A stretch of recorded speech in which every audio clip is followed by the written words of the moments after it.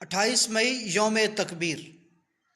پاکستان کے لیے، پاکستانی قوم کے لیے نہایت اہم دن ہے، اس لیے کہ پاکستانی قوم نے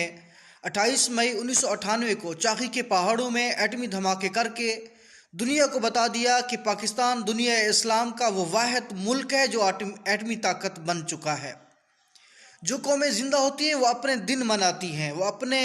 دن اس طرح مناتی ہیں کہ ان کی نسلیں یاد رکھیں اور وہ ترقی کی طرف گامزن رہیں، مگر ہماری شومی قسمت یہ ہے، ہماری قوم کی بدقسمتی یہ ہے کہ یہ دن ہم قومی سطح پہ تو منانے کی دور کی بات ہے، ہم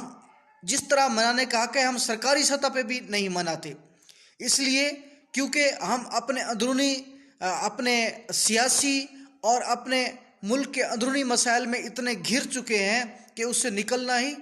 دور کی بات ہے۔ جب ہم اس سے نکلیں گے تو ہم ایک قوم کہلائیں گے۔